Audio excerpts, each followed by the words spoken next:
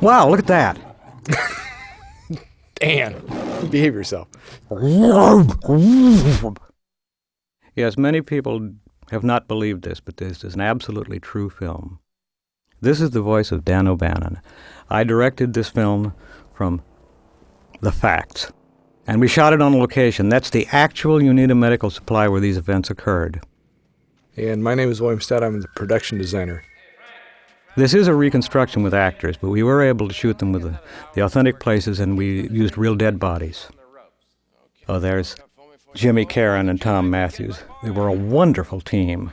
Jimmy Caron was one of the greatest actors I've ever worked with, because he would show up on the days when he wasn't shooting just to pump up the spirit of the rest of the cast. He's just a sweetheart to work with. Jimmy Caron played the part that I wrote for myself. I would have played the warehouse man. And when I auditioned him, he was so wonderful. I just said, "You're the guy. I'm not going to play him. I got enough to do directing the picture." Yeah, I got to work with Jimmy again on Invaders from Mars. Oh, he's a wonderful actor and a wonderful man and a great comic ability.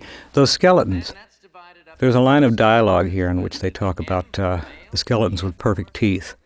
And he thinks that there's a skeleton farm in India. Well, in fact, when I was working on Alien, H.R. Giger asked him to obtain some real skulls for him to work from to build the alien, the full-size alien.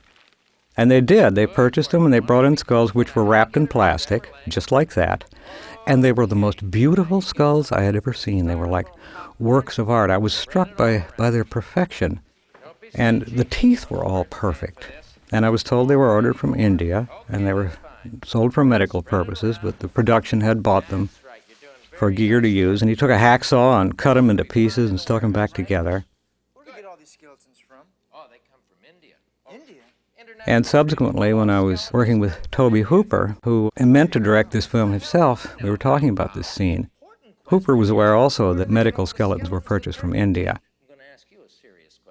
And he said the eeriest thing Tobe did, he thinks that they have a skeleton farm in India. I thought about it a while, and it was such a creepy idea when I wrote the script. I put that in. The picture was released, and a few months after the picture opened, I read a news item that the government of India had suddenly stopped the deportation of all skeletons for medical purposes. And ever since then, it's very difficult for medical schools to get them. They use plastic skeletons. And it may have been a coincidence, or the film may have indeed come to their attention, and they may have put a stop to it. I have the feeling, the creepy feeling, that there was something very criminal going on in India. At what age does a person have an absolutely perfect skull and set of teeth? When they're young. Well, say hello. I put it in the film as a joke, but I think there was something going on there in reality. Well, I got one of those Indian fetal skeletons for my girlfriend as a birthday present before they stopped doing all that stuff. The frost in this was Christmas tree flocking. I remember that. I wish we had a budget and we could have really chilled it down and seen their breath and everything, but it looks pretty good. Yeah, we went through a ton of that flocking. Tell you what I'll do, kid. Teach you how to fill out these shipping forms. Look alive.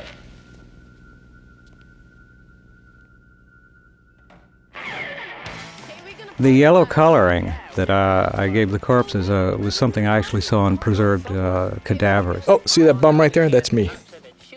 Oh, we walked by. There he is. There he is, and there's the crew. You know, Dan, you had me gain 20 pounds for that role, and you didn't even get to see my stomach. I didn't have you gain anything. You must have just been porking it down. There's Jewel Shepard. What a great cast. I had a lot of fun with this cast. Particularly the kids here. I rehearsed them for about a week before shooting, which is a luxury you don't normally get. I wanted it to have the kind of pacing and quality that Howard Hawks used to get on his screwball comedies, like his Gal Friday, which was fast, stepping on each other's lines. And I wanted the dialogue between those people when they're talking fast, I wanted it to sound chaotic, But I wanted certain key words and phrases to be heard so that the audience could actually follow what was going on while thinking that it was just a garble. And that was rehearsed word by word to which words I wanted to be heard and which ones lost under the shouting. And of course, here is the scene where we explain that George Romero just changed all the facts around in his film, Night of the Living Dead. We got the true facts here. Oh, come on, you're shitting me, right?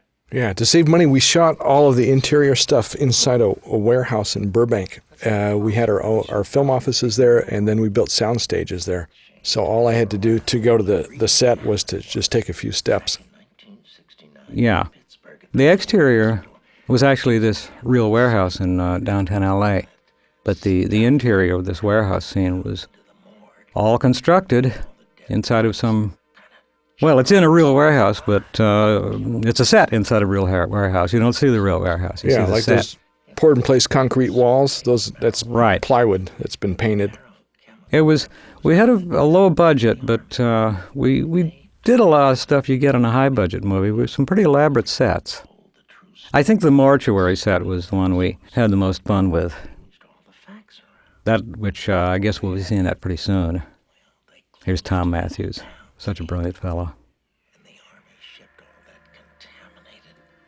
Tommy was such a good intuitive actor. He was more method than Jimmy Caron, and so I quickly stopped rehearsing Tommy and let him be spontaneous. And Jimmy was a good external actor, and he liked to rehearse. Got the orders crossed. And they shipped those bodies here instead of the Tommy, who pierced his ear for the part. I didn't ask him to, but I told him it was a kind of a hip guy, and he goes out and comes back with a little bead in his ear. I told him he didn't have to pierce it. I could have it glued on, but these method guys. Oh, speaking of method, when I was the bum on the street in that early scene, or the first scene with the kids, for that day of shooting, I stayed in character all day, and it just totally freaked people out. Did it? Yeah, they got really upset.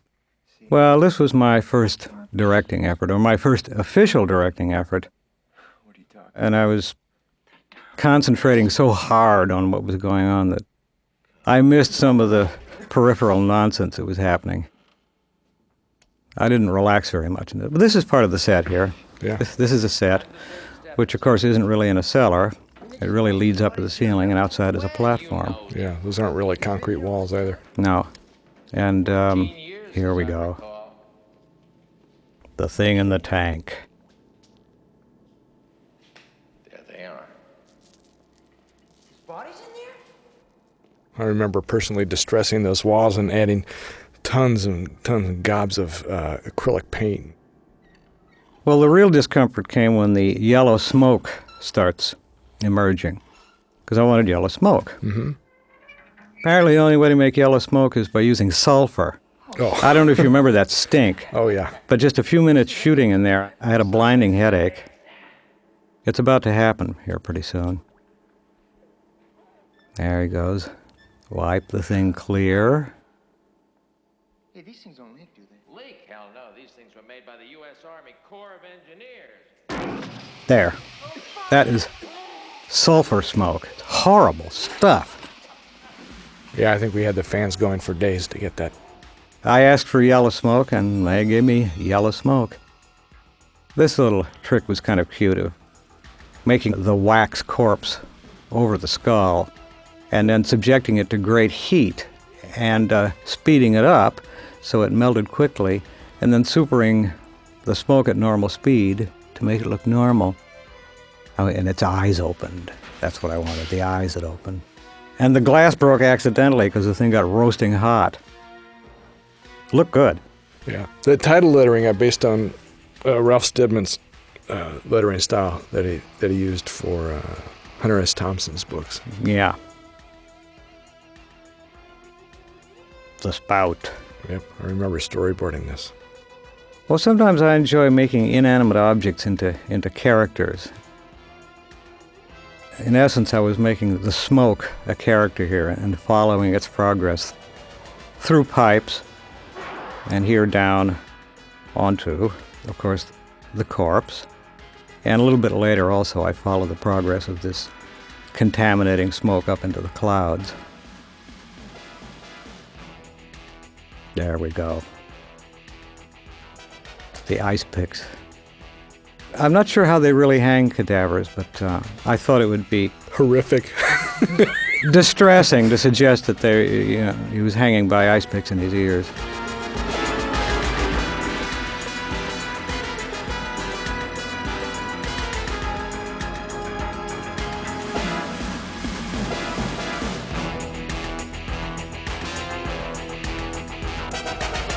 This place in Palisades. I think this was Palos Verdes Estates. Palos Verdes Estates. That's where it was. This may have been the first day of shooting. I can't remember anymore. It was certainly early. This was early, and those guards are actually covering two signs I had made. I remember one was, since this was supposed to be, what was it, San Diego? Yeah. I had one sign in Spanish. It was the Spanish translation of Blue Thunder. I had wanted to bring the camera up and see the ocean and come down again, but we didn't have the equipment to do that. Now, this house isn't dressed at all. No, that's just the way it was. This cartoon-looking, this garish display. Hello, dear.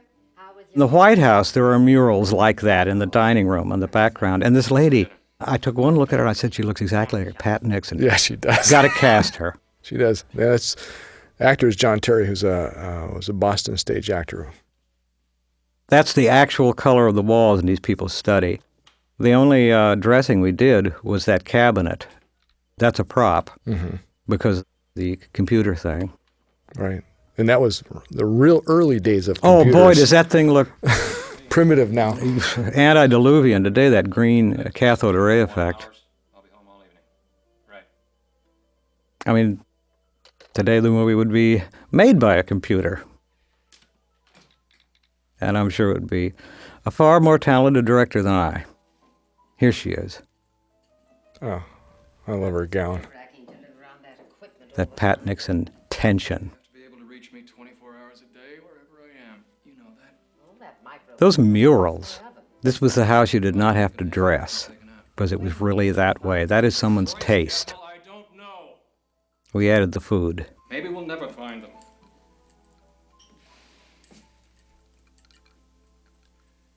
Look, we've been through all this before.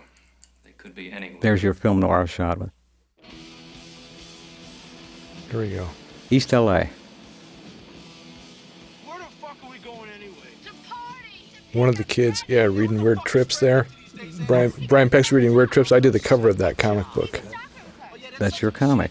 And With it's Ed got Gein. Ed Gein on the cover. The man upon whom they based Texas Chainsaw Massacre and Psycho. How come you guys only come around when you need a ride someplace? Cause you one spooky motherfucker. Oh, you think I'm spooky, huh? What the fuck? Beverly Randolph, who just grabbed the wheel there, ended up marrying my assistant art director, Really? Clay Hartley. She's the daughter of Jeannie Randolph, who is a production designer. Man, what a hideous, ugly place. I like it. It's And we added the sign, the building we found, put the huge billboard on it, Yeah. Well, that's not nice. Yeah, what does he think we are? and we added the front wall of the cemetery next to it, I ain't sitting here 2 fucking hours. the wall and the trees. I don't got gas. You wanna buy some Although the cemetery itself is, Out in Somar. It was yeah. an olive grove out in Somar. but Bill designed and had this wall built, the Resurrection Cemetery.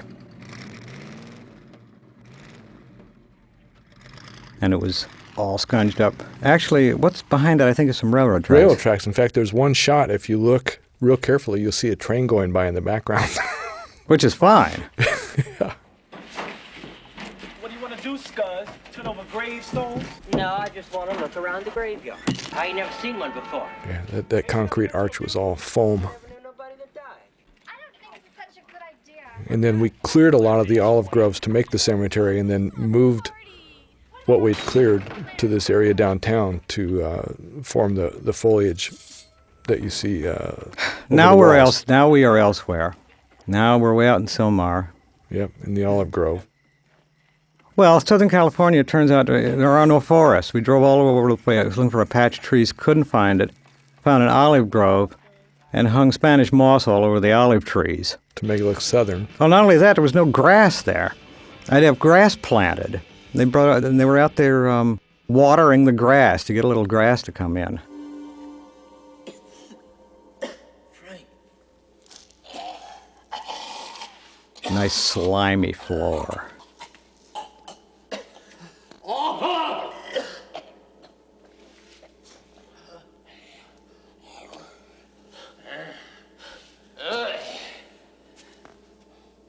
You okay, kid? I don't know. That sulfur smoke, it smelled so awful. I really thought it was worth mentioning that, so the characters do comment on the vile odor of this supposedly bizarre, contaminating gas. And in fact, it really did smell vile. When we were shooting out in Silmar, Jimmy was so nice. He brought Jason Robards to the set one night. He was very gracious, Robards was. I remember that. It was wonderful. I'd started to relax a little then and had time actually to chat off camera with someone.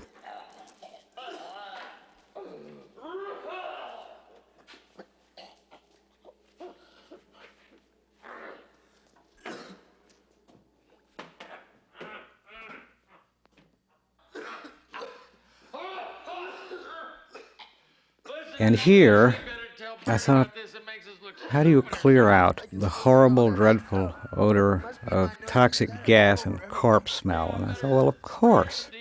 Use Lysol spray. We had to get approval from Lysol. They said, fine. They liked the idea that Lysol would kill absolutely any conceivable odor, no matter how horrible.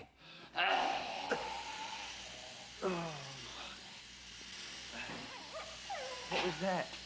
One of the things I had fun with the makeup people was making the actors really look like they were exhausted and sweaty and worn out and sick. What the hell's going on? Well, sick is easy. You just make them look pale. But it's exhaustion that I find interesting.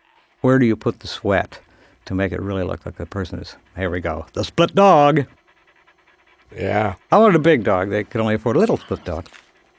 Tony Gardner built that split dog, and he and I were you can't see us, we're operating the split dog from behind the shelves.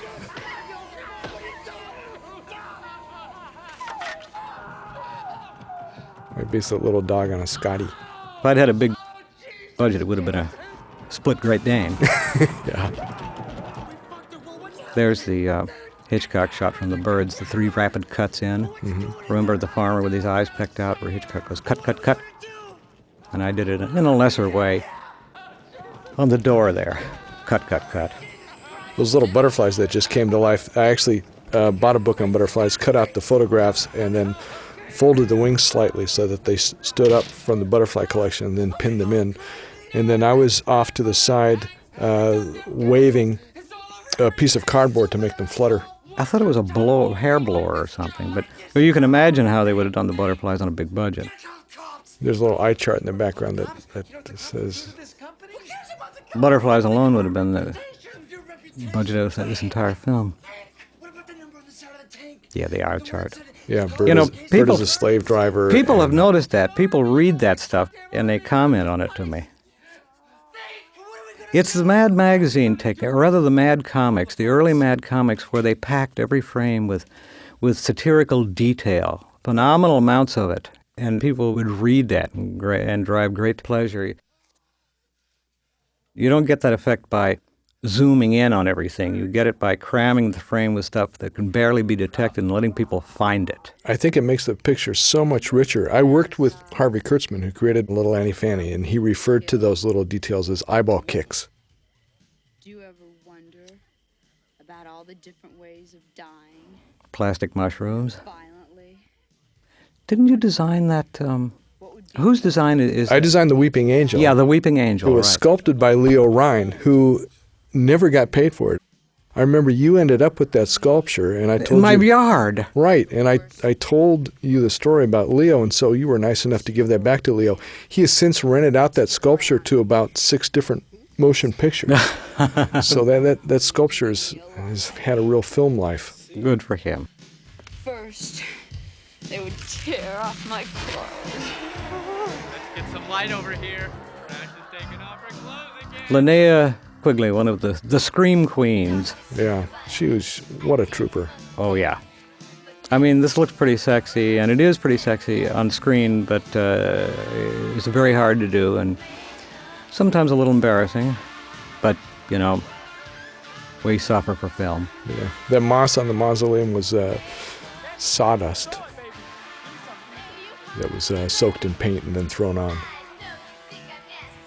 Yeah, speaking of being a trooper, originally you were shooting this, and the producer walked on the set and said, "Oh my God, you can't do that!" I mean, because she was completely bottomless and it was a full shot. And so what we had to do is the makeup man had to cast a prosthetic crotch with no detail on it, like a clothing store dummy. I'm glad you said that. Which was probably unnecessary, because the way I shot it, you really wouldn't have seen anything anyway. Famous, Frank. I might even lose my business. I might even go to jail. God damn it, that's what I'm gonna do.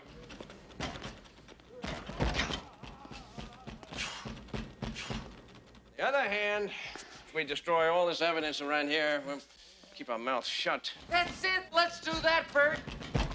Yeah, I think you're right. That's what we gotta do. One question, Frank. This guy screaming in here, you sure he's a dead cadaver? Let's open the door and find out. No, it's all right, Frank. I'll take your word. Here they are. Their sick makeup is, of course, increasing at this point. Clu Gulager. I was very worried about who was going to play Bert. We weren't having any luck getting somebody. And he was cast like, the day of the shoot or something. Wow. I was very concerned, and as far as I know, he didn't normally play a character like this, and he was more, Texas-type guys, and I was concerned because I had a certain vision of it, and he simply became the character I saw. I mean, I didn't even have to discuss it with him. Oh, yeah, he rose to the occasion. I think he just looked at the costume and makeup that was on him and saw what the guy was, and he became it. I was so pleased with what he did on screen. Of course, he got a little hysterical and punched me out a few times, but that's fine. I mean, I will forgive almost anything for the quality on screen. There he is. The director.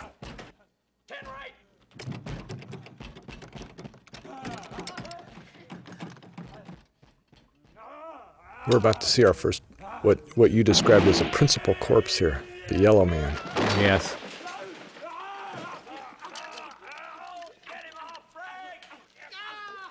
There is a fairly well-known book of photographs of corpses, medical corpses, sawed up with the hair removed. And they're yellow like that. And that was why I decided to make them that way. I was going after that book. It's a big anatomy book of color photographs. Here's one, yeah. Boom! Here's your deliberate gross out shot.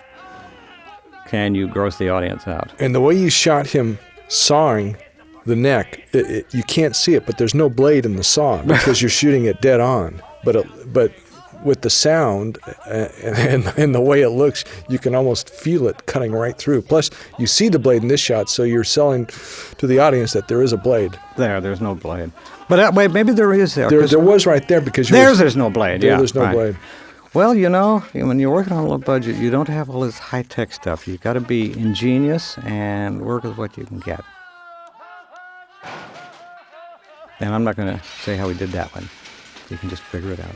I will say that that's not glass on the floor that's breaking. Those are just pieces of plastic, so he isn't really cutting his feet. Yeah, it's plastic candy glass. It's not that it's hard to figure out how this is done. It's not hard, but I'll just let the audience guess anyway. I remember during this scene, a lot of the dialogue was improvised. A lot of it didn't make it to the final cut. I thought you said if we destroyed the brain, it'd die. It worked in the movie. Well, it ain't working now, Frank. You mean the movie line? Oh, Jesus.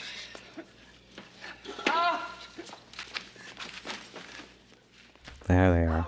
Now, Clu, of course, is supposed to still be healthy, nice ruddy complexion.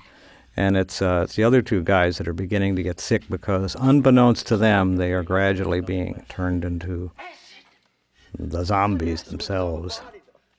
Sulfuric acid, maybe. No. Aqua Regia, that's stronger this time. But what if it doesn't dissolve everything, like the bones? I think Clue actually survives till the end of the film, doesn't he? When, of course, everyone... Until he gets nuked. Yeah, everybody gets blown up, but yeah. Mm-hmm. Oh, yeah, this is a shot where we couldn't afford to show the long shot. I wanted the long shot. Right. I wanted to be able to look out through so Clue looks through the window and then tells us, yep, the lights are on. Yeah, you know, of course we wanted that shot. You wanted to see what he's seeing that now and see the mortuary. Nah, no. One of the things you don't get. That's beautiful. You think you can get him to go along with Because time and tide happens to us all. Yeah, but what the hell are you gonna tell him? I mean, can you trust that bastard? I don't think we have a choice, Frank. And they had to keep spraying Jimmy with the sweat on his shirt.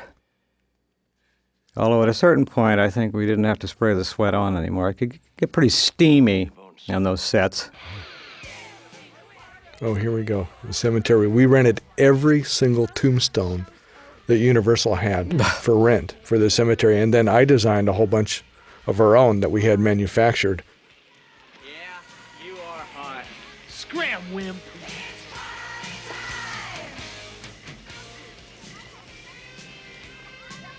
Nobody understands me, you know that? I fucking bust my ass for you guys, and what do I get? You spooky. Fuck you, man. Fuck you all. I like it spooky. I mean, I got something to say, you know? When I was making the picture, I thought a picture like this would appeal primarily to guys, you know, males. This certainly appeals to... Yeah, and so I had the sexy girl take off all her clothes. When the picture actually opened, and I went and saw it, I saw that it was an equal amount of guys and girls were going to see it. I was wrong. A lot of girls went to that picture. And I said, I'll never make that mistake again. I mean, if the girl takes off her clothes, so does the guy. I would have had Tommy Matthews take his pants off if I'd known there were going to have been that many women. Here's Don Calfa. What a fabulous actor. This guy was just, what a treat to work with. Those great big buggy eyes of his. And more than any guy I've ever met, he's got this wealth of Hollywood stories that he tells. And he was so concerned and so serious about every aspect of that role. There's the trocar, as they call it. Remember how we ran around all those mortuaries? Oh, yeah. They wouldn't let us in. Well, they let us in enough so that I knew what they looked like inside.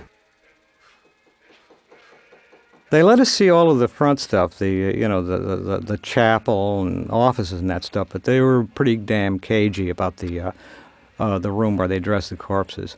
We got to see a couple of... crematoriums. Crematoria. That's right. There was that super modern one, which was all stainless steel. And then there was that old crumbly one, and that was the one that we decided to go after, to do the ancient-looking crematorium. He's got an old Luger there. Every once in a while he'll break into German. And we did our best here with this, with the actual embalming room, considering that we could hardly get a glimpse in any of them. But since then, on cable TV, they've shown a lot of stuff, and these real embalming rooms look a lot dirtier than ours.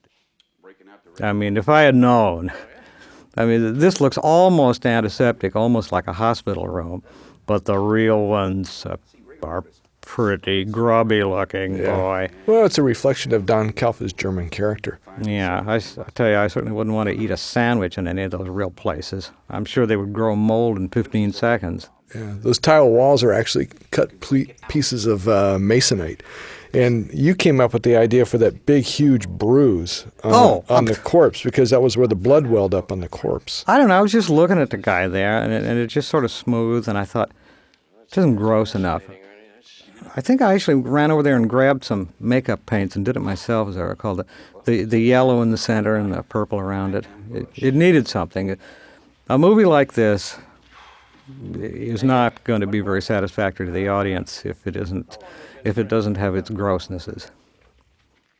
In good taste, of course. We want to have bad taste and good taste. If I ask you a favor... Don was such a pro. I remember being there the very first day that he came in when you cast him, and he had this huge full mustache that he had obviously been cultivating for years. And he was very intuitive. He picked up this slight look of distress in your face, and he asked, well, what is it? And you mentioned something about not envisioning the character with a mustache, and his immediate reaction was, it's off. I forgot. I don't remember that. Right there, please. Here? Yeah. The back of Tom Matthews' jacket says "fuck you." We also shot a television version of this film. On the back of the jacket of the television version, it says "television version." I tended to ignore the television version. What the hell are you doing? A bunch of I was busy enough trying to do one version. came in as part of a shipment. Of course, they weren't supposed to be rabbits. Actually, Don Calfa's hair is not that. It's not white. It's not silver or blonde at all. He has black hair. We bleached everything out. Anyway, we got him and we need your help. It's an entirely different look. He has this sort of, Mediterranean, swarthy look in his normal look. And I kind of wanted, partly I wanted that Germanic look to suggest Nazism. Partly I just wanted him to look kind of washed out. You can still see that he's a bit olive-complected. That's his real complexion. Actually, I think he looks better as a blonde. I mean, I think he should just do that. But I don't think he much wants to bleach his eyebrows every day. This is a really different role for him, too. Yeah. Usually plays low-life bad guys. I can't think of anything else to do. You just can't. Well, it's the movie industry, and we don't always get to do everything that we can do. Especially not if we want to get paid for it. I don't understand what's going on, but why not? I had some fan, a couple of them, at some sci-fi convention. They were very disgruntled. They wanted to know where the refrigeration room was here in the embalming room. Mm-hmm. Because the real ones have a great big refrigeration room bordering it, and we just didn't build it. And I didn't think anybody would think about that sort of thing, but a couple of fans did, and they said, well, where is the refrigeration room? I said, oh, well, it's there, but it's behind the curtain. But they weren't buying it. Nah, I didn't get away with that one. They wanted the refrigeration room. And they were right. But they weren't there, and so shut up and go home.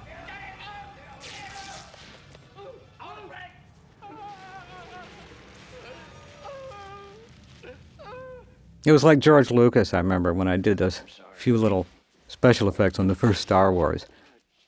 He had seen Dark Star with the beach ball alien. Mm-hmm. He was very disturbed. It's the most disturbed I've ever actually seen Lucas express himself anywhere. And he said it was just a beach ball. He said, I said, well, that's right, George. It was just a beach ball, best we could do. He wanted it better than that. Well, I wanted it better too. God, was 10 o'clock gonna come? Hey, if you want to split, we could both go somewhere. And there's Jewel. Jewel Shepard, who's had quite a subsequent career as a writer, been writing lots of articles for Premiere Magazine. Go choke a chicken. Oh, come on, Casey. I was only kidding, I'm sure. Oh, great. Here's your friend and mine. Hey, fuck you, ball buster. Hey, my watch stopped. What time is it?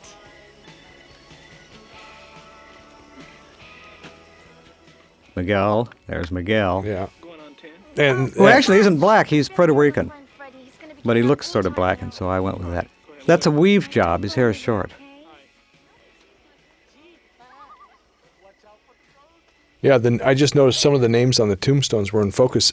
Those were all family names from my wife's family. This takes place in Louisville, Kentucky, and I used all these Louisville family names in the cemetery. Here where she's doing her walk, and later soon inside the mortuary. This is, of course, a suspense scene where you have the heroine do her walk. I did something intentionally, deliberately, which I now believe was a mistake.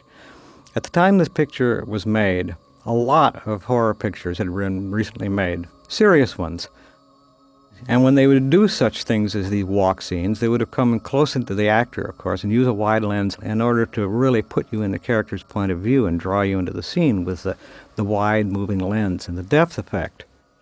And I thought that it had been done so much that it had been a cliché, that it had become a cliché and was no longer effective. And I thought I would do the opposite for the sake of irony. I thought I would pull back in those scenes and use a long lens and distance the audience in order to create a... sense of loneliness? Yes, and I'm sorry I did it. I think it was an error. It was an experiment that it was one of those good ideas that defeats itself. I should have just done it like John Carpenter does and stick the camera in there and get a wide lens and move it along. I'll do it, I promise. The sign on the chain link fence gate that Beverly walks past says, one of the signs says Hescox. Oh, it's wonderful. Hescox Waste Elimination. Richard Hescox was one of my studio mates. Don Calfa here.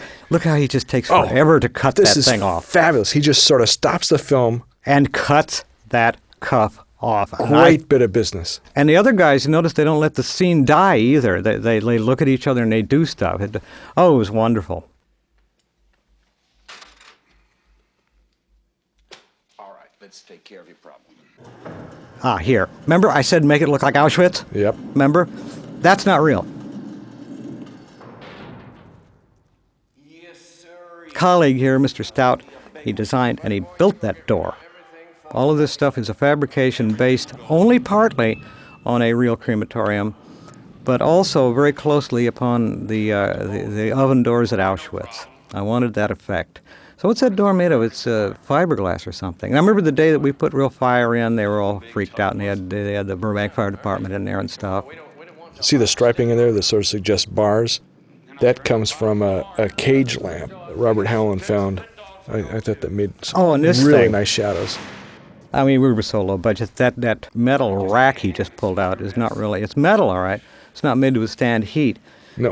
Remember it started to sag? Yeah. The metal started to melt, and that wire screen started drooping. Operate that goddamn thing.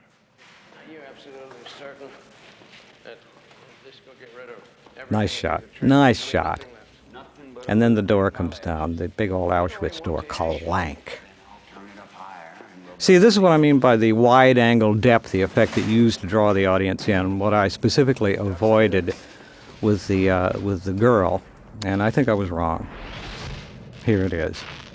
Burn those body parts. Gross them out. Here we go. Again, smoke as character. Follow it and see what it does. Up into the clouds. And I wanted to see that red glow in the LA sky, and it's there, but it doesn't read as that. That's the clouds overhead, and you're supposed to see the smoke go into the normal storm clouds, and they react. You sort of get the effect that I would have liked to have had more time, more money to really make the point. It sort of works. You get the idea. The smoke goes up and makes it start raining, so the rain is toxic, and we know by now what happens when the stuff gets on you. And that's supposed to be the LA skyline, that orange, but it didn't really read that way. Here we are in the graveyard. And remember, we took all the tombstones and stacked them and bunched them together to make it look like almost like a city of the dead. I wanted a longer lens. They didn't have a long lens. I wanted one of those, 2,000 millimeter lenses and flatten it. And they didn't have a long enough lens. Here we go. This is cute. Yeah, I remember working with you very closely on that scene where, in storyboarding it, the scene where the stuff seeps down through the ground and goes down into the first coffin.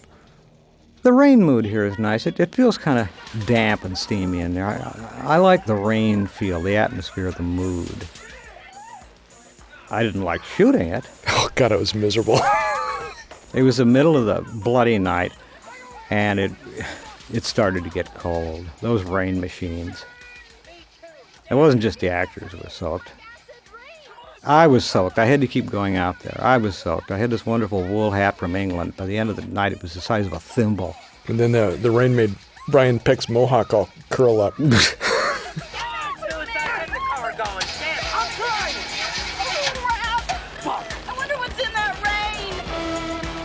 There. I wanted a much, much longer lens for this. We just didn't have it. Well, you got the effect by stacking all those, every tombstone that we had. This is nice. The smoke did a fun thing coming out around the door edge there. I love the shot. I think the doors got a sense of character. It almost feels like its own presence. Yes.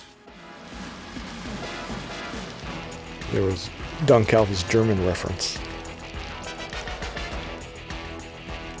And coming down below the ground. Right. The camera that dives through the ground. It doesn't quite work as technically as well as I like, but you get the idea. You know something? What a fool I was. Those shoes should not have been shiny. They should have been all scuffed and grungy. This is nice, though, with the ashes, scraping the ashes. It's all burned up. Are you sure? Right up the chimney. God. Yeah, the film, by this point, does achieve a nice atmosphere in the sense of being able to feel the rain, the sweat of the people inside, the way that the rain outside and the heat inside makes for a kind of a steamy quality. Right, the rain's even burning. You can see the characters like Jimmy there are sweaty, even though it's sprayed from a bottle. I don't know about you, but I'm really sick. What? What's wrong, Fred? I like that. The atmosphere works here. I'm really sick. I'm sick too, Bert. They got me the wrong color of running suit for Don Calfa. I wanted tan. They came up with a purple running suit. I said, oh well. And I'm weak too. Me too. I got Not that anybody has the slightest idea why I wanted a tan running suit. What stuff? What are you talking about, Frank? But I just did. I wanted it and I didn't get it. Gas squirted out. It hit us right in the face. Spielberg would have got a tan running suit. Oh, and a New York second. He would have got New York. No, I didn't want New York. I wanted Louisville, Kentucky. Because it was offbeat. And nobody would set a movie like this in Louisville. That's why I wanted Louisville. Here we go. Good stuff. Once again, the rain. Now, I did something here which is transgressive. I crossed the line. I did the Todd Browning thing. Not nearly as extensive as Browning did. But in a moment... Now, when does this happen? Does it happen now that Calfa goes out in the rain? No, it must be a little later after those ambulances come. So I'll wait and see.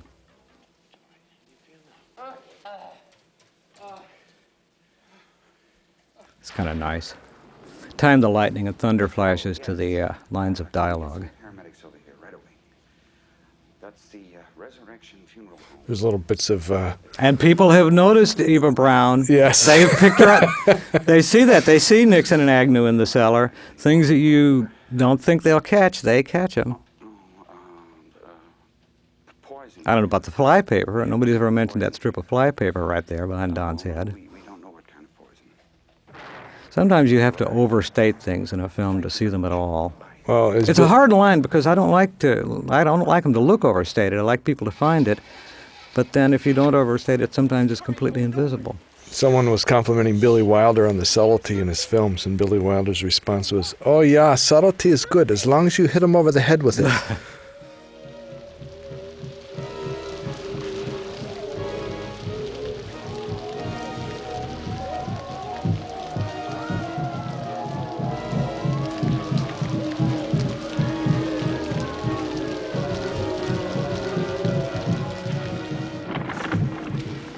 Here comes the thing digging its way. Once again, I would like this to have worked a little better. It doesn't really look like he's underground. Oh, this is so great. The water pours in over Linnea. This isn't bad. Getting the rain over a very large area to look. I like the way this is shot. See, this is the way you shoot it if you want it to really, truly be suspenseful. You use the wider lens, you move it around for POV. And this kind of stuff is genuinely suspenseful. It's beautiful. There's Tommy's hat. Now, here on the other hand, I did the opposite. I got back and used the long lens and made it flat. And it's less suspenseful, and I wouldn't do it that way again this time. I was too clever for my own good. Beverly was actually a blonde. Yeah.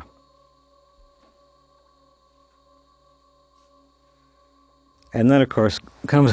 And she has a twin. No, I didn't know that. And now here comes something that you and I take great satisfaction from, the tar man. Oh, so-called simply because, you know, it sort of looks like tar. It's not meant to be tar. It's meant to be rotted flesh. But we worked... You remember how hard we worked on that. Oh, yeah. And we were lucky enough to get Alan Troutman to be inside that suit. Oh, I got the mime to play it. There. Oof. Oh, there's the dolly zoom. The psycho shot. The dolly zoom there that worked psychologically. Or, no, the vertigo shot. Yeah, the vertigo shot. Yeah, the vertigo shot. which Spielberg used beautifully in Jaws. I was really stealing it from Jaws more than from Hitchcock, because there comes the tar man. Yes, I said, get me a very tall, skinny mime, because as soon as you put somebody in a rubber suit, they bulk up. And I was trying to get the proportions. I wanted him to look skinny. Plus, look, he moves as though his bones aren't actually connected. Yeah, I wanted it to look like the bones were slipping off of each other. Here we go. Now, this is great. You just see the teeth through those punch holes. Just teeth. So nasty looking. Yeah, look at this. Pretty good. You know, it's not easy to rain up a large area and have it look like rain. There he comes. He's not only disgusting, he's clever. He's clever. Tarman scared the hell out of my little son at the time. Really? I'd forgotten about his entrance. You mean when seeing the movie, or did he come to the set? Seeing the movie on video. Ah. For the very first time, I showed it at my mom's house, and he was sitting in a chair. As soon as Tarman enters, he was like up over the chair. Crank. He was turning the crank. I guess, you know, here I am laughing at my own jokes. But and those are sheets of lead on that door, because the lead was soft enough to buckle the way that we wanted it to. And here we go. Down they go.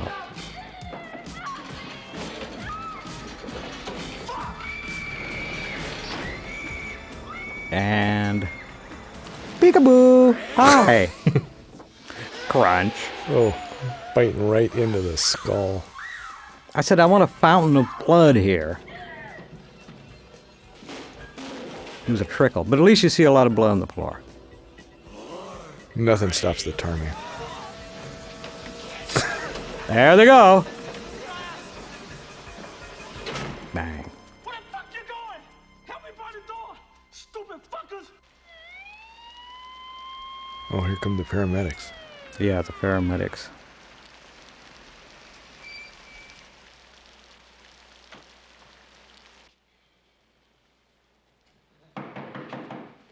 Here we go. Stanley.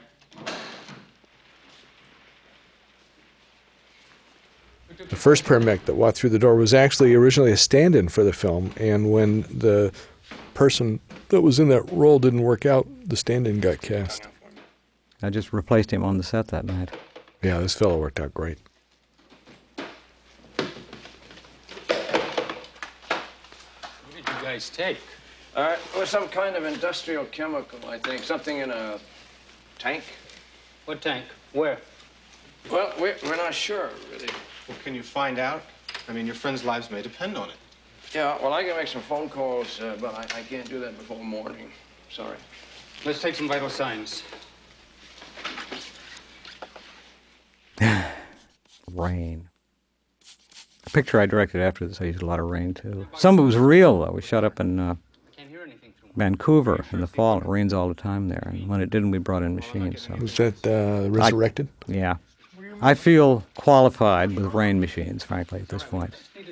Well, I remember watching our Flare Effects guys assembling the rain machines and getting them all together, and someone commented it was like watching the Three Stooges build the pyramids. But you know what I found out? In terms of the amount of effort put forth for the effect on the screen, I think I get more benefit out of fog. It's not hard to do, and you can get some really nice effects. Rain is very hard to do. I mean, you really work for the value you get out of the rain on the screen. Yeah, it's not just turning the machines on. For the rain to look convincing, it has to look like it's coming from the sky and not from the side. It also has to look like it goes all the way back to infinity, which most films fail at.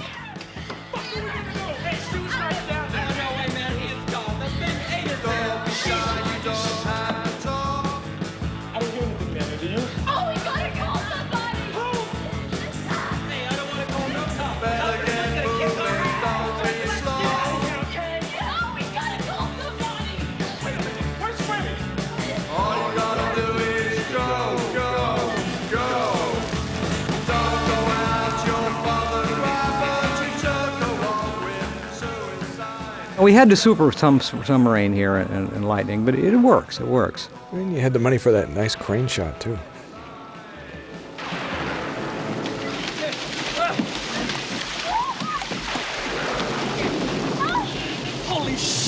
have to swim to get over there.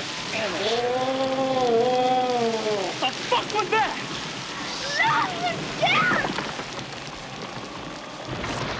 Now, Here's a huge disappointment.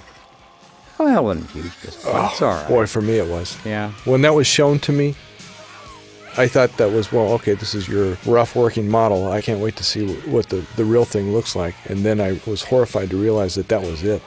Well, I was so busy being disappointed by other things that I didn't have time to be disappointed by that one.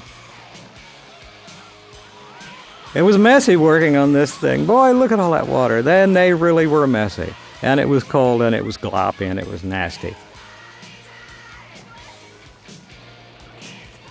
And a bunch of corpses crawl around her at this point.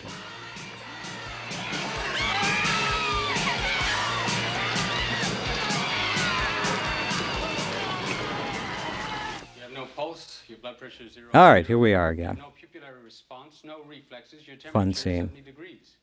I like these high wide angles. What does that mean? Well, it's a puzzle.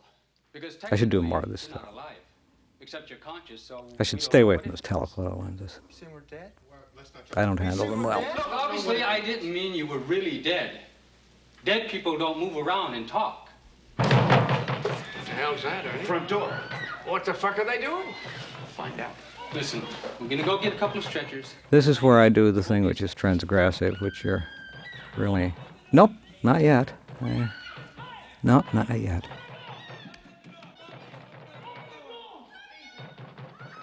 The inside lobby of the mausoleum, which is very realistic.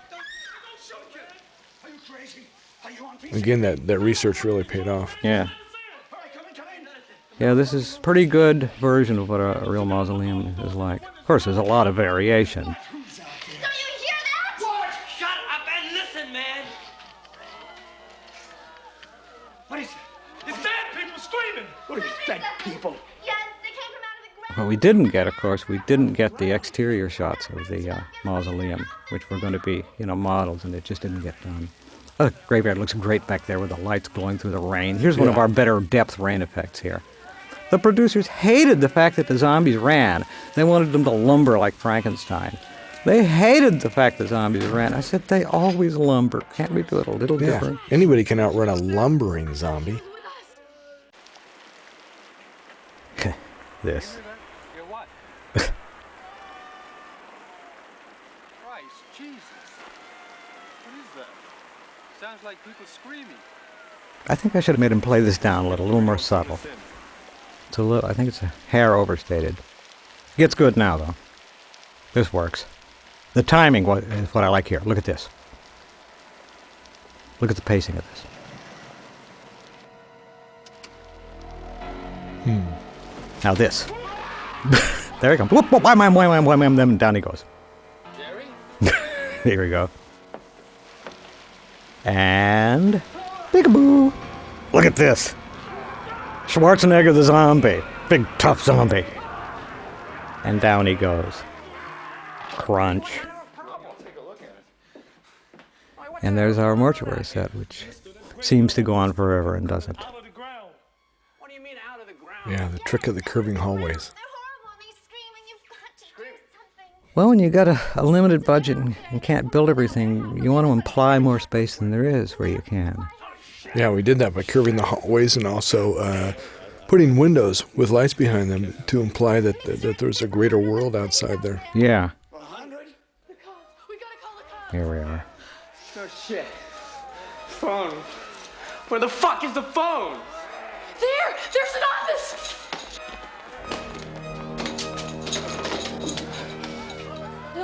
I wish it was a little less bright outside, but it looks like daylight. It's supposed to be night. Oh. Here he comes. Yeah. The big tough zombie. I like that they don't walk around like the mummy. I mean, these are zombies to contend with. Well, it's just so familiar the other way. I wanted to surprise the audience. There we go. Oh, poor Freddy. The romantic reunion. I remember when I had him gargle with the orange food color and he had his tongue yellow.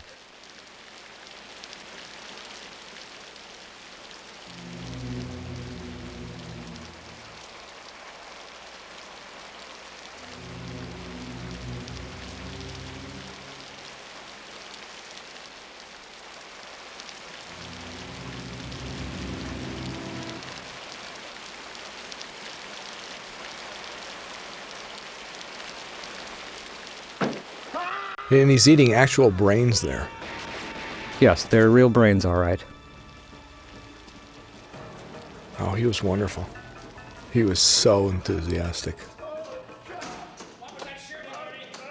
Yeah, I remember you paid the extra money for anyone who would actually eat the real brains. We had calves' brains on the set. Well, actually what I did was I said to them, just to show you that I wouldn't ask you to do anything I wouldn't do, I ate some of the raw brains in front of them. I remember you chomping down on those brains. I don't think they cared whether I did it or not, but, you know. Those brains were getting pretty rank a few days later, though. Oh, Lord! Boy, talk about clearing a stadium. Well, we just threw them out back, you know, outside, in the lot, and forgot about them. A few days later, we went out to shoot something there, and they'd just been sitting there rotting in the summer heat. Yeah, they'd already turned.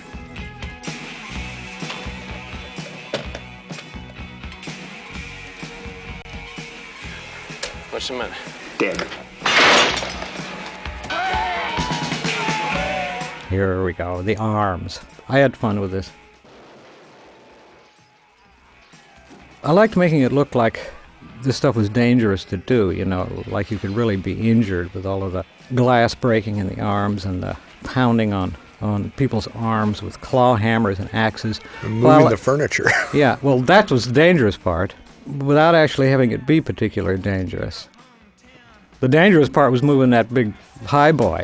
But here where they hack away and beat on people's arms and stuff, this actually was not particularly dangerous. But it looks good. It looks good. The windows in the chapel! Great, the little chapel. The chapel. You know, remember I was talking about having the Grunwald crucifixion on the wall? Mm-hmm. The Matthias Grunwald with that terrible picture of Jesus with all the superadding sores. Yeah, and the greenish skin. And I chickened out because I didn't want the Christians coming after me.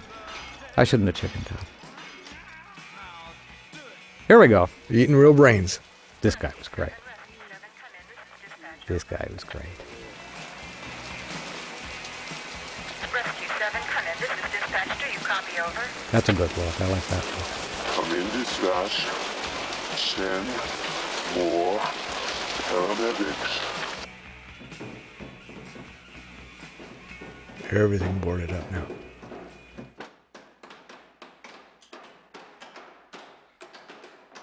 Ryan Peck is wonderful here. With his sagging mohawk. Yeah. I wanted it green. He said, I like it blonde. I said, okay, have a blonde mohawk. I don't know why he wanted it blonde. Okay, you can have it blonde. Poor men, they're turning into zombies. Are you all right? What did you do to Freddie? What's wrong with him? And his man? You know, I think it's time you tell us what the fuck's going on. I don't have to tell you anything, Dick Brain. We think you should. Tell him, goddammit. Here's the explanation scene. I kind of threw this scene away.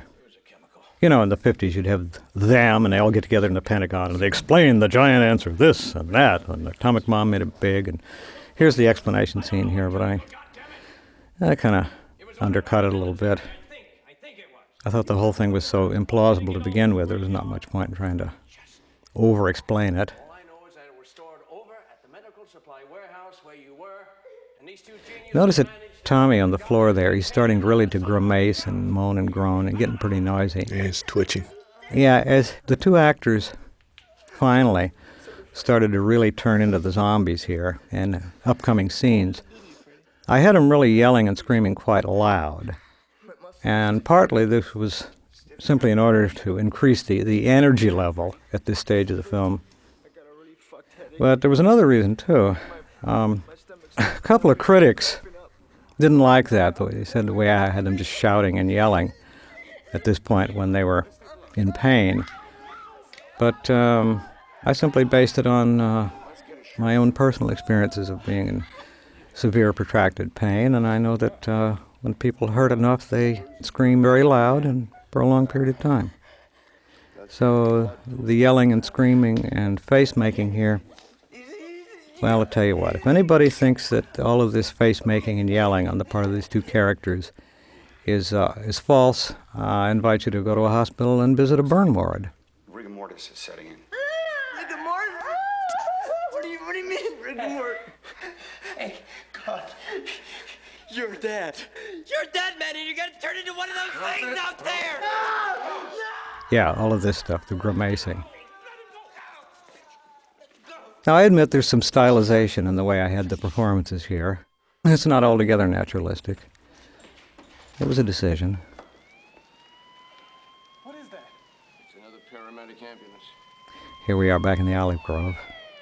With a piece of a door, so we can shoot through the door piece. Yep.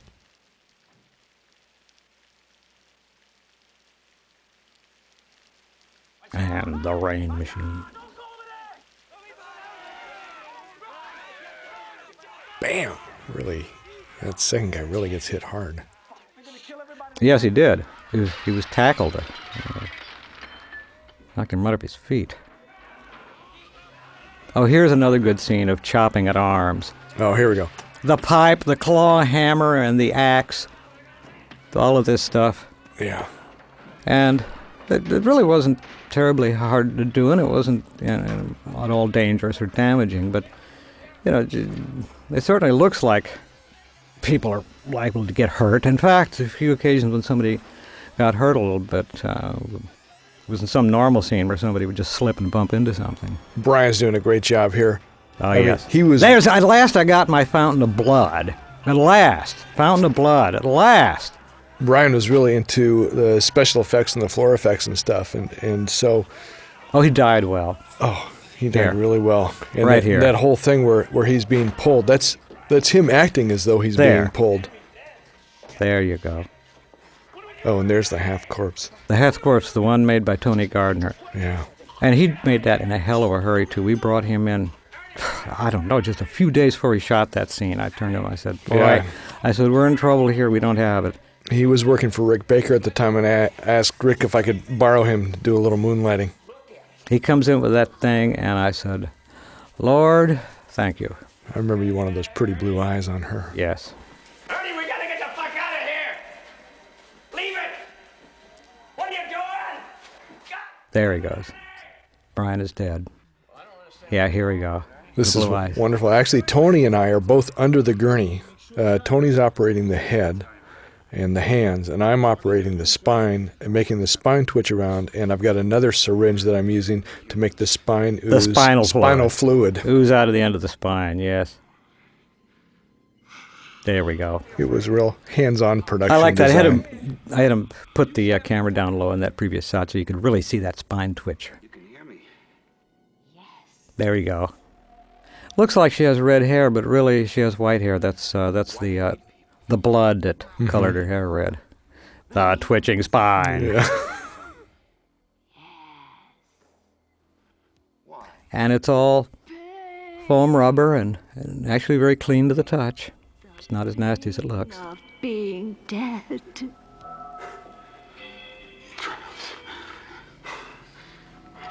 Hurts to be dead. I can feel. I remember here she's explaining how eating the brains takes away the pain. And I remember at the time studies were being done on endorphins, which is a natural painkiller that your own body produces. And figuring, okay, that makes sense. Well, as I said, a lot of the pain references in the script and film were... I'd been mighty sick a couple of years before we made this film. I was better by then, but I'd had a lot of experiences with pain in hospitals, and I just made use of it here. Yeah. Clute just walked around us. We're right behind the gurney. They're operating her. Man, look, how do we kill those things? You don't. The fuck do you mean you don't? Bert, you can't kill those mothers. They're already dead. You gotta understand they're not living creatures. They're animated. I mean, you can chop them up into pieces of pieces will still come after you. All you can do is just burn them. Gotta totally reduce them to ashes so there's nothing left to come after you. Now here I wasn't pulling back for irony. I was sticking the camera in nice and close with a wide lens for intense dramatic effect. Oh, this was good. Out of the mud she comes. Oh, yeah. Poor Lene. Here's the scene where you say this person's a trooper. You put her through so much. It was just amazing. There, yeah.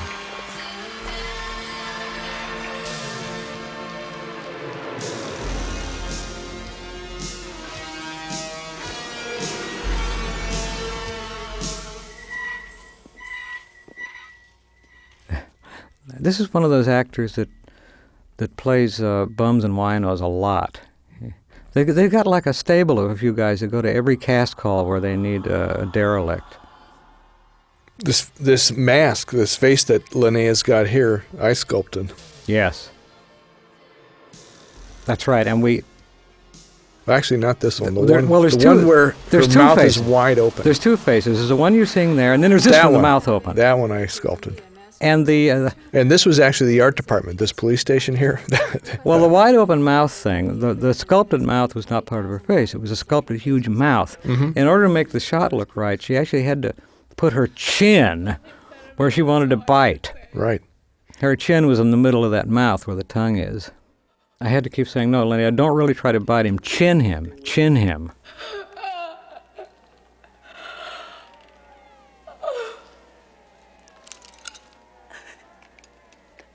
Chuck, I never did like you. Oh, but God hold me tight. Look, I think it'd be a lot wiser if we... There's Tommy Matthew. And there's Jimmy Caron. Here, Jimmy Caron's giving it both barrels. He's great. Look, lady, we're not proposing doing anything to them. For Christ's sake, we just want to lock them in other rooms and we can figure out how to get the hell out of here, all right? Tina, that really is a good idea. Where can we put them, Ernie? The chapel. All right, help me. I don't know. Sometimes when you're in a hospital, that's what you have to do to get the morphine.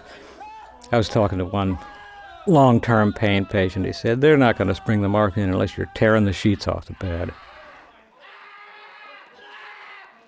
There we go. Oh, yeah, take him into the wee chapel of the dawn. Yes, the chapel.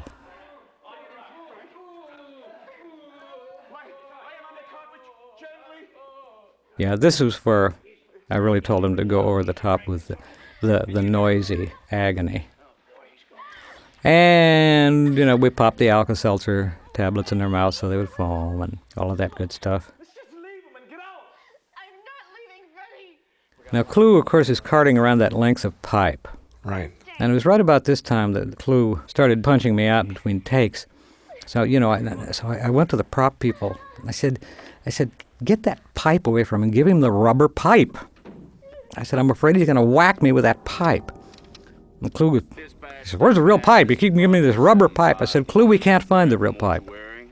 We see two paramedic vehicles parked in At last, we get to see some of the exterior of the mortuary from the rear here. That cop driving is a real cop. Oh, yeah. Well, I asked for real cops. Yeah, and he was great, too, because he also gave you some real cop dialogue. Mm-hmm. Yeah, he did. I remember he came up with Got a Man Down, which was, at that time, was not real commonly known cop lingo.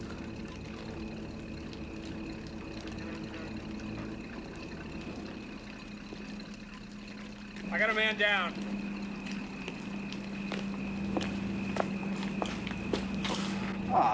There you go, more cow brains.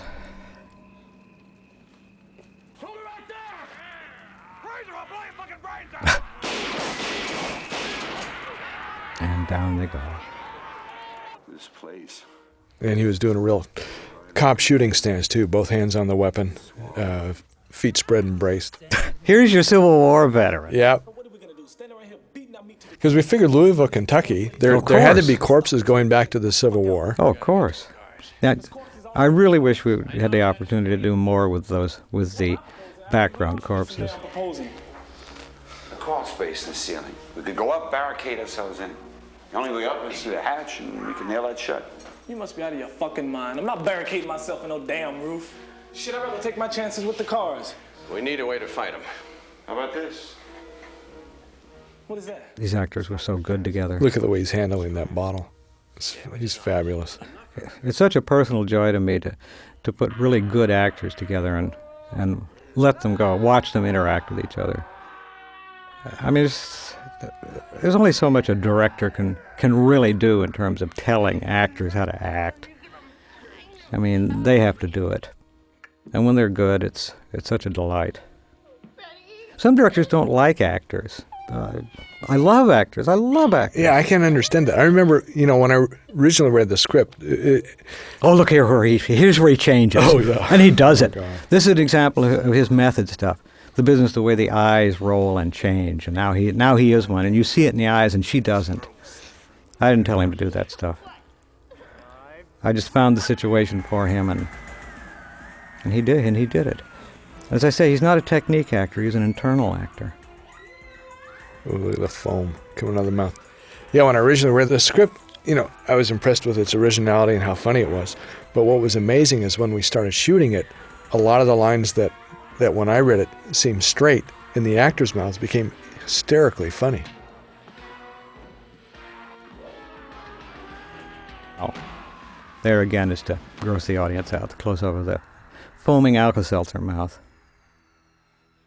And of course, you're also supposed to be feeling sympathetic for these guys, the suffering that they're going through. Yeah. Even though Freddy is a monster here and trying to kill him, he's also in great pain, and you know that it's not his fault that he's a monster. And, trying to create a dual feeling. Oh, that little... Look at when Kalfa looks over at the podium rocking, just a glance. Is that what you were going to refer to? No, there was a picture on the wall that you asked for. You wanted a sort of a Walter Keane style big-eyed... Oh, I wanted one of those big-eyed children. And so I went to my mom's house, and she actually that was her black velvet painting of the crying child that I borrowed those for Keane set paintings. I also wanted those ridiculous crying clown painting. Oh, now the woman on the table is going wild. Yeah. Because the brains are wearing off and she's in pain. Yep. Tony and I are making her twitch away. Okay, here they come through the door. Or here he comes. There's the painting, over to the left. Yep. There's the little weeping child with the big Yeah. eyes. I think my mom still got that painting on the wall. The Cornball Mortuary. There's zombies all over the cars outside. Gotta find a way through them. There's no other way. I was careful with Kalfa's makeup here. He's supposed to have just broken his foot. So I wanted him to look like he was halfway in shock. Had him made up pale. I had his skin made pale, and I had a little flushed pink put on the points of his cheek and his chin. And then the sweat. Now here he comes through. Yeah. I believe that was a nice Kenny Myers makeup there on Tom. Yeah, the acid has supposedly burned his eyes. Yeah, Kenny Myers really came through like a trooper and did some great makeups. Here's for Clue us. doing the hero of the disaster film. So I wanted to come in close and get the dramatic lighting on the strong angles of the face. There's Don. He patted his foot up. There's the sweat. If you want sweat, if you want somebody to look like they're really hot and sweaty, you don't just grease up their face. You put a little squirt of the sweat in their sideburn, and you let it trickle down from the sideburn. That favor that you owe me. The other place is in the pit of the neck. Okay, here they go. Now we get the mini action movie.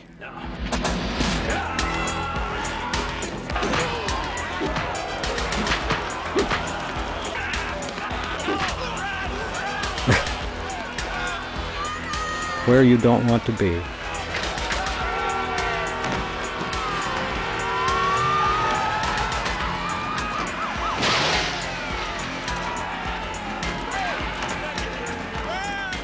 What stunt people can do is amazing. Oh, yeah. Falling off of moving cars. I tried not to interfere too much with the stunt people because I didn't want to be responsible for anybody getting hurt. Like this. Now, if I tried to do that, I would be in a cast for the rest of my life. They had to. Burton's in hell. I know him. They left us. What are you doing? You can't just leave them. Then turn the goddamn car over and we'll send help. Bullshit, those are my fucking friends. I said send help, man. Coward. Fuck you. Nice kinetic feeling here as they bash through the doors. One location, bang! Another location, 20 miles away. Yeah. Now the smoke here, it was very easy to apply, but you get a pretty dramatic effect of that wall of fog following the zombies. Especially given how easy it is to do. And let's see, where else did I use that? Oh, I remember. We carefully storyboarded this sequence. Yeah. So we only needed to build exactly what we needed. The line producer was grousing about that fire. He said, I have to take the engine out of the car. We can't afford it. That fucking car is total, man. That's all right. My car's still out there, and so's Frank's. Not anymore. Here comes Tommy. Instead of showing the explosion, we showed the light increase. Well, this is the scene. Windows. This is the scene where I gave Tommy license to trash the set. Yeah. I said, this is the last thing we're shooting in the set, so as you come down that hallway... Go for it. Yeah. We won't have to shoot in here again. This crawl space, I got one of my nicest compliments of the whole shoot of the film from Don Calfa here. He had spent part of the day rehearsing in there, and he said, I was afraid to lean back because of all the dust. I thought there was going to be all these spiders and bugs in here, and then I realized, well, wait a minute. This is a set. Not even the dust is real. So I was really happy that it was so convincing for him and helped him in his acting. Jimmy Caron here said, if this is the guy's last moments of life, I said, why don't you let me take off my wedding ring and beg forgiveness as a good Catholic for committing suicide? I said, yeah, do it.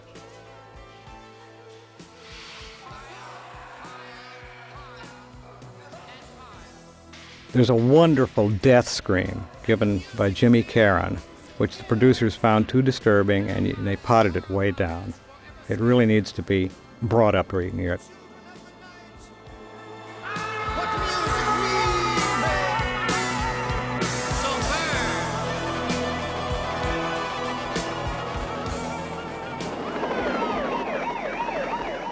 Up the helicopter. Here's the... How do we get the helicopter shot? I didn't. That's bought stuff. That's store-bought stuff. Stock footage? Yeah, I picked through it until I found so much. I remember you boarded this whole sequence here. I mean, you boarded it stick figure, and I just cleaned it up a little bit. But it was. This is one of a beautiful piece of direction, and that was your voice coming from the helicopter. Yeah, the voice actor didn't show up, and I didn't think anybody recognized, but they did. Yeah, the shots of the copter. That kind of stuff. We just picked around through stock footage and Super Little Rain. And the supposed shot looking down from inside the helicopter is not a helicopter. It's a crane, right? Yeah, a piece of curving plexiglass with rain on it. Didn't look very good. I should have got a real helicopter.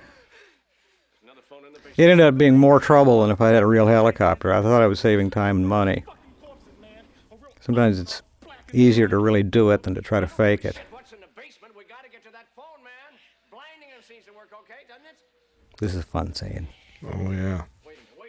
It's so serious, I mean, this is deadpan stuff, No smiles here. But of course, it's a great, elaborate joke, in fact. Yeah, this was just a raised platform. Mm-hmm. Coming up, Tina. There you go. Yeah, even I was concerned that you wouldn't see the hatch jump in the dark and all, but you see it quite clearly.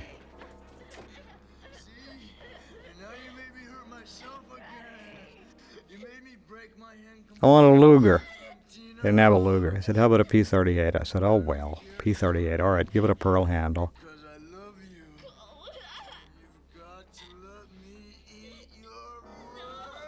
Here it is. The mercy shot, which he doesn't have to do. Oh, I had fun creating the sound of this nail coming out. I had to use part of the sound of a nuclear explosion just to get the nail loud enough. Open the goddamn door. Oh, boy. Here comes Tarzan. This is fun. This is fun. Man. Bam! And you can't keep a good tar man down. You just get the feeling he's going to search for his head, stick it back on, and come back after them.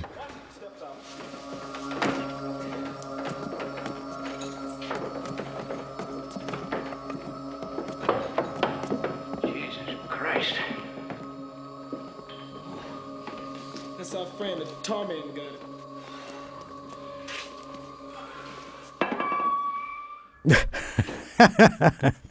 Yeah, call the number on the tank. Call the number on the tank. Your government will help you. The government is your friend.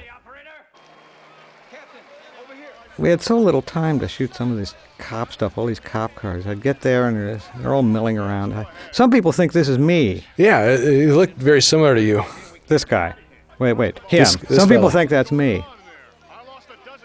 I should have acted into it. I was thinking, I'm just the director. I'm not going to play around. I should have acted in it. Well, you got to be the helicopter voice. That's true. A lot faster. That's why you got to come in here right now and get us the hell out of here right now. Please, please.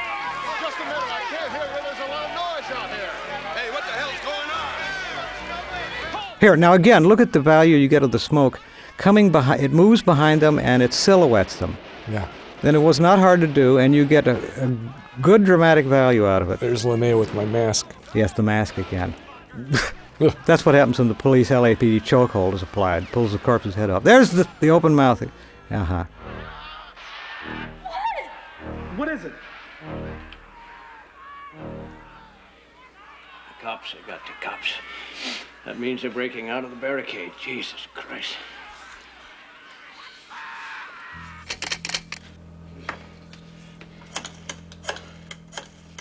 Well, actually, this is where they call the army. Before he was, what was he doing? He was calling the operator or something to try to reach the police. But this is where he finally calls the army. And the call goes through all of these weird microwave things. It goes through some station in Denver, which is a matte which painting. is actually Angeles National Forest on the crest of the Angeles Highway. That's that's a painting. That's supposed to be Denver, and there's the microwave stuff. I wonder if I've seen some bored soldier sitting reading the Marcel Proust, the Recherche de Temps Perdu.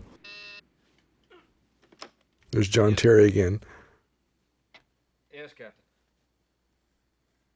I see. Very well. Put the call through to me. Nice little monogram pajamas. Yes, put him on. I had them write his lines in that notebook. He's jotting things down. He's actually reading his lines out of the notebook.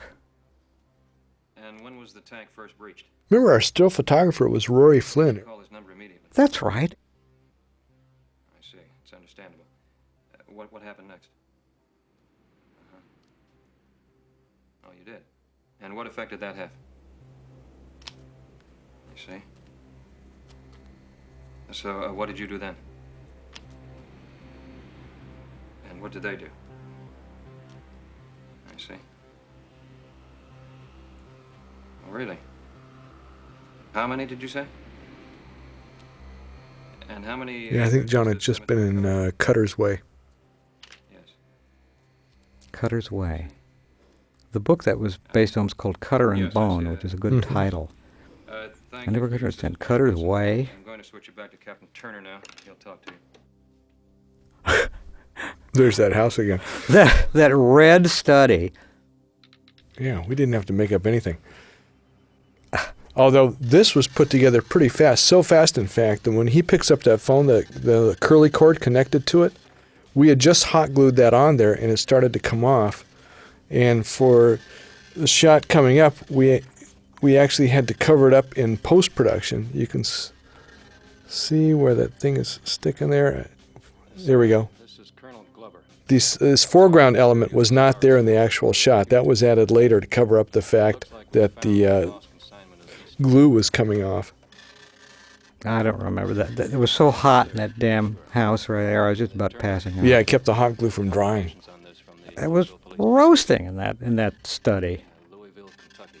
One of the requirements, if anybody wants to be a movie actor, is that you should never sweat under any circumstances. Hang on a second, would you? Yeah. Oh, it's weird. These people seem to say they've been waiting for this to happen. Apparently, Everyone's got a weapon except for Clue there. Deal with it, huh? Well, that's great. What is this plan? This is fun. Oh, this guy. Yeah, sitting on... Is actually, we shot this on the top of Angeles Crest. This was one of our very first things we shot. And I remember I broke my rib first day of shooting. Jesus. I walked into, we had those big trucks with the lifts, and the lift was up, and the lift was actually parallel to the ground. I didn't see it, walked right into it, and broke my rib. And there's your atomic cannon. Yeah, some miniature shot. Range 134 miles.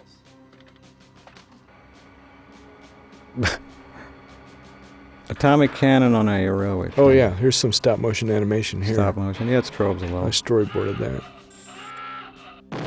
Boom. Hey, listen. Yeah, Fantasy 2 did the miniatures.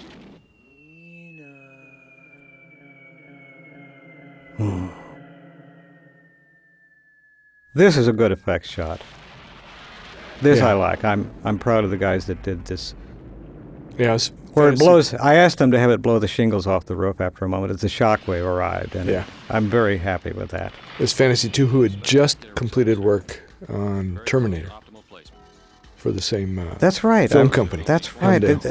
We saw some of that footage of... In that shot, you could see that the glue,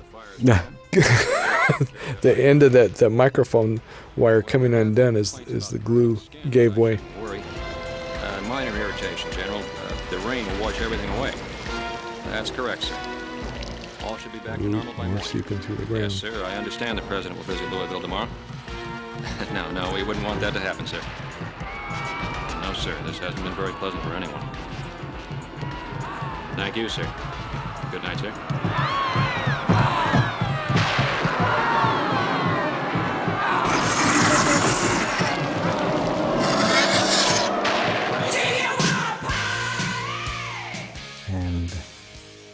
The end crawl. I remember when I first saw the completed film with the credits on this, like this. I was watching it, and after the cast here, these names keep coming. These names. There's like hundreds of people. I said, who were all of these people? It was a little movie, Yeah, it was. I mean. Later on, as production designer, I would usually have about 1,200 people working for me, and I think I had a couple dozen on this picture. And it just keeps rolling and rolling, like it's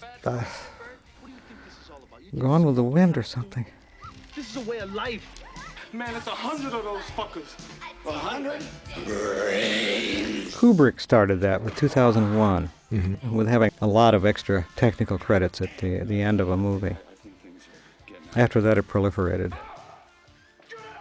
Yeah, I remember your original intention, because you had me research this, was to, instead of having shots from the film, we had pictures of actual atrocities that would fade in and out on each other as the credit rolled over them.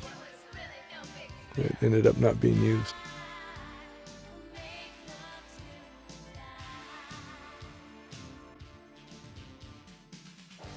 Spent a lot of time at the LA Public Library looking at their pathology section. The name. On and on and on.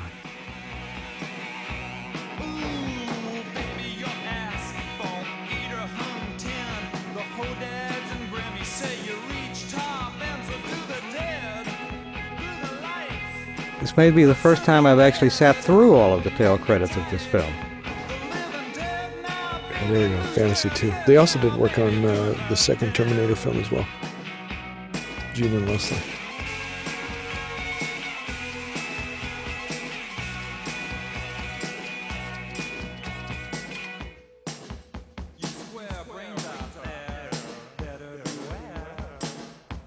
And on they roll.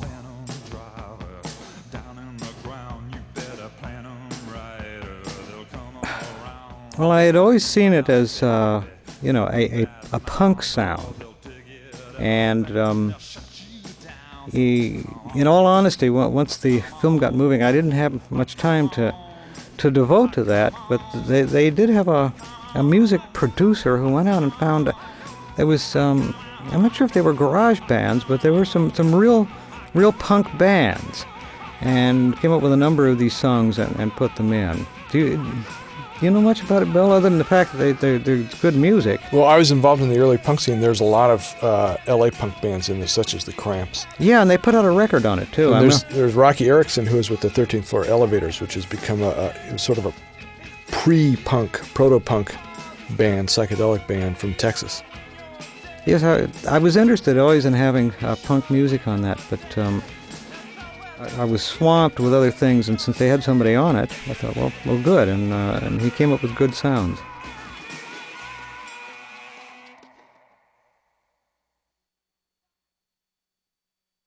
Roar!